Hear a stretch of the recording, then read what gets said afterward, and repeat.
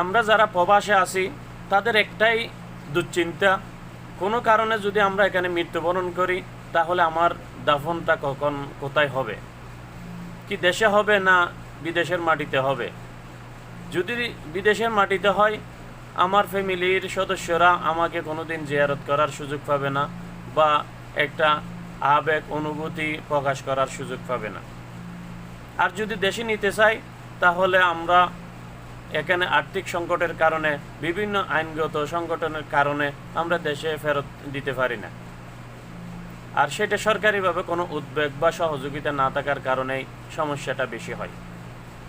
এখন আলহামদুলিল্লাহ বাংলাদেশ জামাত ইসলামের আমির ডক্টর শফিকুর রহমান ঘোষণা দিয়েছেন, তারা যদি নির্বাচিত হয়ে ক্ষমতায় আসে, সর্বপ্রথম বাংলাদেশি যারা প্রবাসী আছে বিদেশের মাটিতে মৃত্যুবরণ করবে তাদেরকে বিনা খরচে সরকারি উদ্যোগে তাদের স্বজনদের কাছে লাশটি পৌঁছাইয়ে দেবে। আলহামদুলিল্লাহ, এরকম আমরা ঘোষণা চাই। আর এরকম ঘোষণা এবং প্রতিশ্রুতি জামাতে একমাত্র পূরণ করতে পারবে। বিভিন্ন দলের বিভিন্ন ধরনের প্রতিশ্রুতি বা মানুষকে আশান্বিত করে, কিন্তু একটাও বাস্তবায়ন হয় না।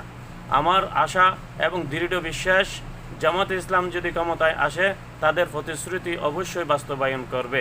তাই প্রত্যেক প্রবাসীদের কাছে আমি অনুরোধ রাখব, আপনারা নিজেরাও জামাত ইসলামকে ভোট দিয়ে জয়যুক্ত করুন এবং দেশে আপনাদের ফ্যামিলি সদস্য যারা আছে তাদেরকে উদ্বুদ্ধ করে জামাতে ইসলামের দাড়িপাল্লা মার্কায় ভোট দিয়ে জামাত ইসলামকে নির্বাচিত করুন। জামাত ইসলামের আমির ডক্টর শফিকুর রহমান প্রবাসীদের জন্য কি কি প্রতিশ্রুতি দিচ্ছে একটু শুনুন।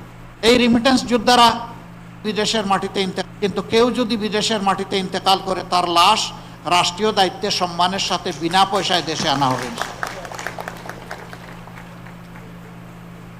এই রিমিটেন্স যোদ্ধারা অনেকে জীবনের সব শক্তি ক্ষয় করে যখন দেশে ফিরে তখন আবার চোখে অন্ধকার দেখে। আমরা তাদের জন্য ইনশাআল্লাহ সোশ্যাল রিভলভিং ফান্ড করব।